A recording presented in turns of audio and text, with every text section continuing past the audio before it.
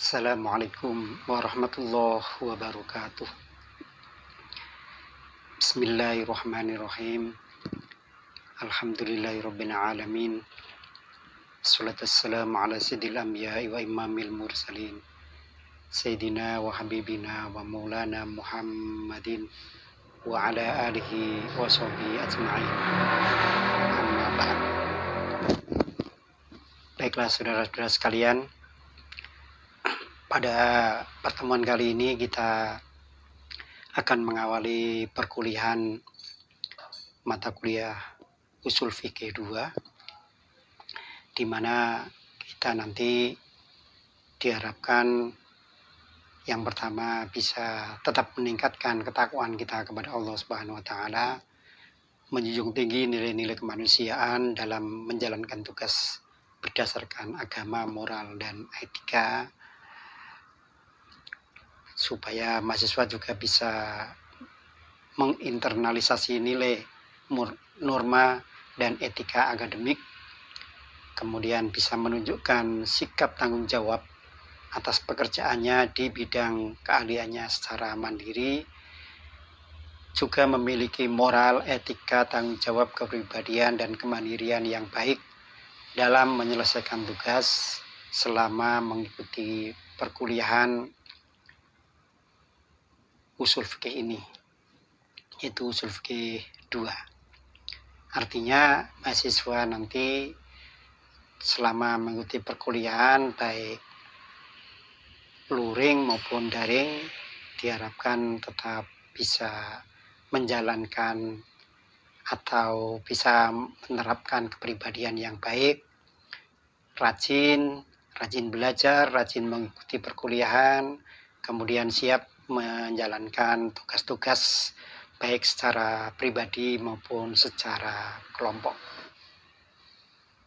Saudara-saudara sekalian, sebelum kita lanjutkan, mari kita mengawali perkuliahan kita dengan membaca surat Al-Fatihah sekali, dengan harapan apa yang akan kita lakukan ini kita pelajari bersama, bisa menjadi ilmu yang bermanfaat. Ala hadiniyah as-sholihah bibarokatil Fatihah. Bismillahirrahmanirrahim.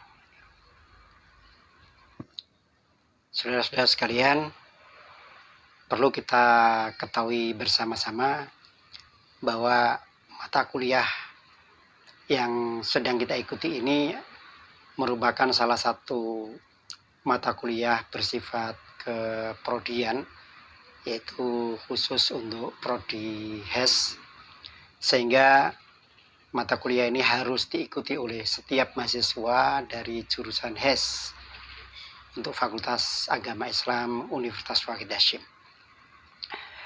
Ushul Fikih adalah ilmu yang membahas dalil-dalil hukum, tentang hukum itu sendiri, tentang kaidah, dan juga ijtihad, bagaimana cara beristimbat yang bersumber dari sumber-sumber ajaran Islam, yaitu Al-Quran dan As-Sunnah. Oleh karena itu, Ushul Fikih ini merupakan instrumen penting dalam kerangka pembentukan dan pengembangan hukum atau teori-teori dalam hukum Islam. Mata kuliah Ushul Fikih 2 ini juga menjadi penting bagi mahasiswa sebagai bekal untuk berkecimpung di masyarakat dan beragama, karena mempelajari Ushul Fikih ini secara teoritis, mahasiswa akan mampu mengetahui proses terbentuknya hukum Islam, dan secara praktis mahasiswa dapat menggunakan sebagai metode ijtihad dalam upaya menjawab masalah-masalah yang aktual, isu-isu terbaru, isu-isu terkini yang belum ada rumusan hukumnya secara khusus di dalam Al-Quran maupun di dalam hadis. Oleh karena itu, kesiapan mental bagi mahasiswa di dalam mengikuti perkuliahan ini sangat penting karena merupakan tujuan yang tidak dapat dipisahkan dari mata kuliah ini pada ending perkuliahan, yaitu pembentukan mental atau etika ataupun karakter yang mulia.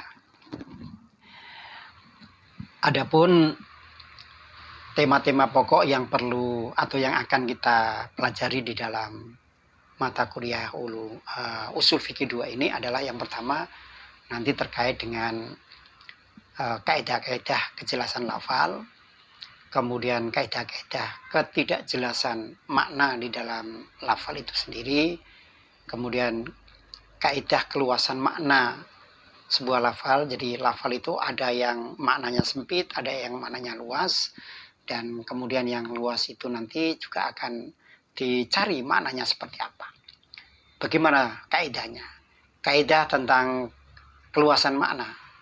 Jadi karena nanti lafal itu ada yang maknanya am, ada yang mustarok, ya gitu kan. Ada yang juga ta'arud, yang berlawan-lawanan, dan seterusnya nanti kita akan cari. Kemudian kaidah penunjukan makna atau dalailul makna atau dalalatul makna, dalalatul lafzi ilal makna tertentu. Jadi makna lafal ini nanti menunjukkan makna apa? Apakah menunjukkan larangan, apakah menunjukkan kewajiban, ataukah menunjukkan perintah atau apa? Nah, gitu ya. Apa diperbolehkannya atau apa? Kemudian kaidah perintah dan larangan dalam sebuah lafal. Jadi lafal dalam Al-Quran itu ada yang perintah. Misalnya wa'mur bil ma'ruf atau muru ahlakum bis sholah, misalnya begitu. Nah itu maksudnya apa? Atau la tattakhidu, nah, ada kata larangan, la tattakhidu gitu, misalkan gitu kan. Nah ini perintah dan larangan, amr dan nahi itu nanti menunjukkan apa? Bagaimana kaidahnya? Kemudian kaidah fikih yang pokok maupun yang usuliyah nanti akan kita juga pelajari bersama-sama. Jadi nanti dalam usul fikih kita akan membahas kaidah-kaidah fikih yang secara umum. Jadi nanti ada kaidah fikih yang usuliyah, yaitu yang pokok, dan ada kaidah fikih yang furu'iyah, yang cabang-cabangnya. Nanti jumlahnya sangat cukup banyak ya. Kemudian berikutnya adalah kita akan membahas tentang taklid, ittiba, talfiq, dan ifta. Nah, beberapa term tersebut merupakan perilaku dalam hukum Islam. Jadi artinya kita sebagai umat Islam ini, posisi kita itu sebagai apa? Apakah sebagai taklid, muqallid gitu, ikut-ikutan saja, atau kita ini hanya ittiba begitu, atau kita talfik itu berpindah-pindah madhab gitu. Mungkin untuk sholat madhabnya ini, untuk wudhu madhabnya ini, pilih-pilih yang paling mudah. Nah ini adalah talfik. Atau ifta ini adalah pemberi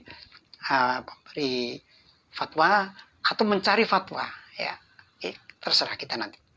Kemudian berikutnya nanti akan berbicara tentang ta'arudul adillah al-jami'ah wa taufiq. Jadi nanti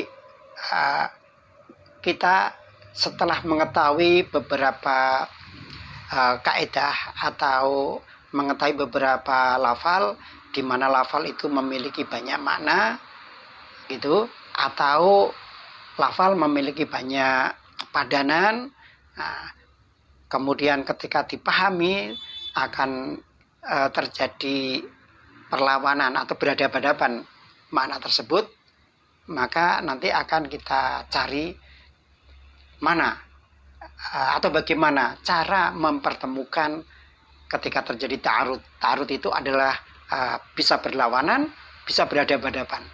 Nah itu. Kemudian nanti sekilas kita akan mengenal tentang maqasidus syariah ya kan, dan kemudian berikutnya nanti akan kita kenali tentang lafal-lafal yang shorih dan lafal-lafal kinayah. Di samping itu kita juga akan mengenal takwil secara sekilas, meskipun di dalam ilmu tafsir dan dalam ulumul Quran sudah kita pelajari takwil, dan tapi di sini adalah bagaimana kita nanti memanfaatkan takwil itu sebagai salah satu metode untuk menetapkan sebuah hukum ketika kita menggunakan kaidah-kaidah itu. Dan yang terakhir, nanti kita akan mempelajari atau mengkaji, mendiskusikan tentang kaidah-kaidah kebahasaan.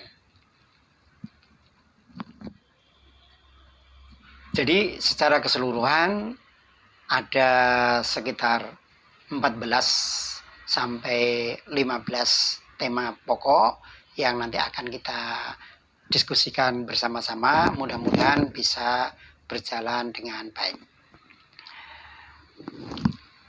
Saudara-saudara sekalian, karena pertemuan ini merupakan pertemuan pertama, saudara-saudara harus tahu bagaimana cara membuat tugas, membuat makalah. Nanti cara-caranya secara teknis akan kita share di e-learning maupun di dalam grup WA, sehingga nanti bisa kita ikuti. Di dalam perkuliahan ini banyak buku yang perlu bisa kalian ketahui atau kalian baca di perpustakaan FAI. Insya Allah sudah tersedia cukup banyak. Ada usul fikih yang dari Abu Zahroh yang sangat terkenal, ada usul fikih dari Khuduri Bek, ada usul fikih dari An-Nadwi, ada usul fikih dari Muhammad Az-Zuhaili, kemudian ada usul fikih dari yang dalam bahasa Indonesia ini juga cukup banyak, ya.